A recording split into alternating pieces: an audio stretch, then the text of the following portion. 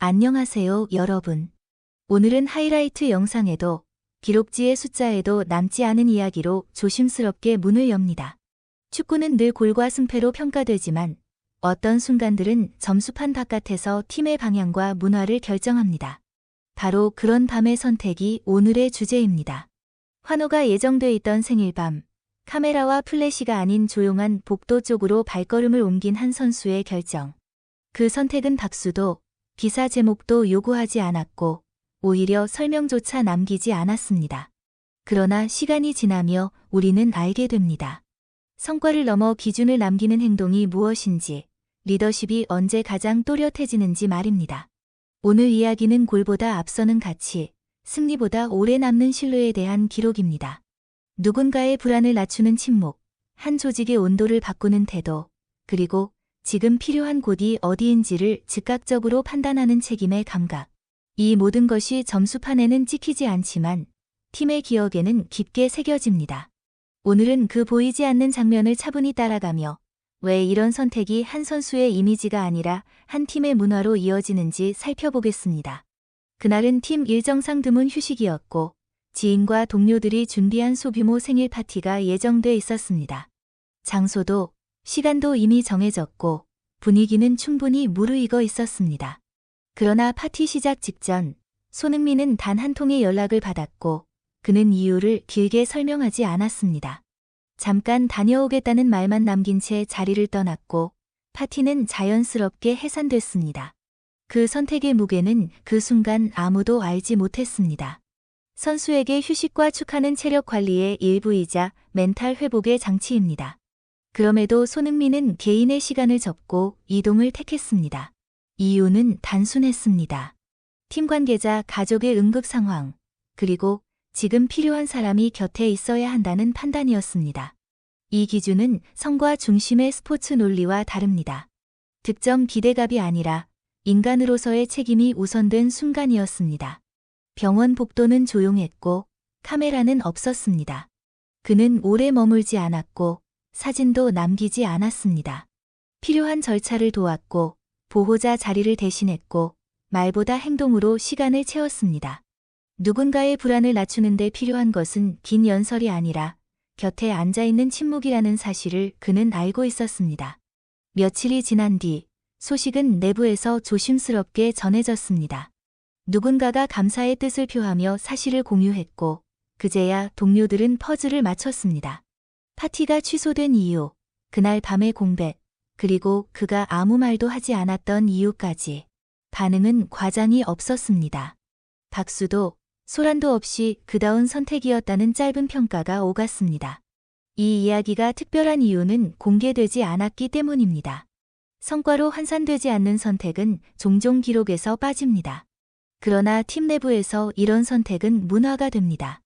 누군가가 위기에 놓였을 때 누가 와줄 것인가라는 질문에 손흥민의 이름이 자연스럽게 떠오르는 조직. 이는 리더십의 정의를 바꿉니다. 완장이나 직함이 아니라 반복된 선택이 신뢰를 만든다는 사실을 증명합니다. 개인적으로 이 선택을 평가할 때 나는 선행이나 미담이라는 단어를 의도적으로 배제하고 싶다. 왜냐하면 이 행동의 핵심은 일회성 감동이 아니라 조직과 리그에 축적되는 장기 효과에 있기 때문이다. 손흥민의 그 밤은 박수로 소비될 장면이 아니었고 스스로를 돋보이게 만드는 연출과도 거리가 멀었다. 오히려 그는 가장 조용한 방식으로 우선순위가 무엇인가를 명확히 보여주었다. 이 명확성은 시간이 지날수록 더 큰 파급력을 갖는다. 첫째, 팀 내부의 신뢰 구조가 달라진다. 선수단은 리더의 말을 믿는 것이 아니라 리더의 선택을 기억한다. 어려운 순간에 어떤 결정을 내렸는지, 자신의 일정과 감정을 어디까지 내려놓을 수 있는지에 대한 기억은 훈련장과 라커룸에서 반복적으로 소환된다. 그 결과 지시가 줄고 공감이 늘어난다. 이는 전술회의나 경기 운영에서 즉각적인 효과를 내지는 않더라도 위기 상황에서 선수들이 서로를 보호하고 한 발 더 뛰게 만드는 보이지 않는 힘으로 작동한다. 둘째, 조직의 기준이 상향 평준화된다. 손흥민의 선택은 할 수 있으면 하는 선행이 아니라 이 자리에 있는 사람이 마땅히 고민해야 할 기준을 제시했다. 이후 같은 조직에 속한 사람들은 크고 작은 결정을 내릴 때 자연스럽게 그 기준을 떠올리게 된다. 일정 조정, 휴식의 배분, 스태프와의 소통 방식까지도 달라진다. 이것은 강요가 아닌 내재화다. 규정이 바뀌지 않아도 문화가 바뀌는 전형적인 사례다. 셋째, 외부 평가의 프레임이 변한다. 팬과 미디어는 골수치나 시장 가치만으로 선수를 재단하는 데 익숙하지만 이런 선택이 반복되면 평가의 문법 자체가 수정된다. 잘하는 선수를 넘어 팀을 안정시키는 존재, 조직의 리스크를 낮추는 인물이라는 새로운 잣대가 생긴다. 이는 계약, 주장 선임, 장기 프로젝트에서 결정적인 요소로 작용한다. 단기 성적이 흔들릴 때도 신뢰 자본은 쉽게 소진되지 않는다. 넷째, 리그 차원의 메시지가 명확해진다. MLS라는 무대에서 이 선택은 스타의 소비 방식에 대한 질문을 던진다. 스포트라이트를 극대화하는 대신 책임의 무게를 공유하는 태도가 리그의 성숙도를 한 단계 끌어올린다. 이는 다음 세대 선수들에게도 영향을 미친다. 성공의 모델이 숫자와 화제성에서 태도와 선택으로 이동할 때 리그는 더 오래 간다. 결론적으로 이 선택의 장기 효과는 눈에 보이는 트로피가 아니라 관계의 안정성, 의사결정의 질, 그리고 위기 대응 능력으로 나타난다. 시간이 흐를수록 더 분명해질 것이다. 어느 날 성적이 좋지 않아도 팀이 쉽게 무너지지 않는 이유, 새로운 구성원이 빠르게 적응하는 배경, 그리고 리더십이 자연스럽게 계승되는 과정 속에 이 밤의 선택이 조용히 남아있을 것이다. 그래서 나는 이 행동을 감동적인 에피소드가 아니라 지속 가능한 기준의 선언으로 평가한다. 이런 선택은 박수로 끝나지 않는다. 팀의 미래를 설계하는 가장 현실적인 투자이기 때문이다. 경기력이 모든 것을 설명하는 시대는 지났습니다.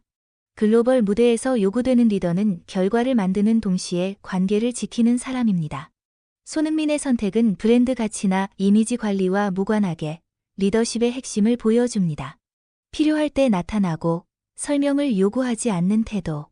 이것이 팀을 오래 가게 합니다. 오늘은 골 대신 선택을 이야기했습니다. 점수판에 찍히지 않았지만 팀의 기억에 남은 밤이었습니다. 끝까지 시청해주셔서 진심으로 감사합니다. 이 이야기가 의미 있었다면 구독과 좋아요로 응원해주세요. 다음 영상에서도 기록 뒤에 숨은 진짜 이야기를 들고 찾아뵙겠습니다. 감사합니다.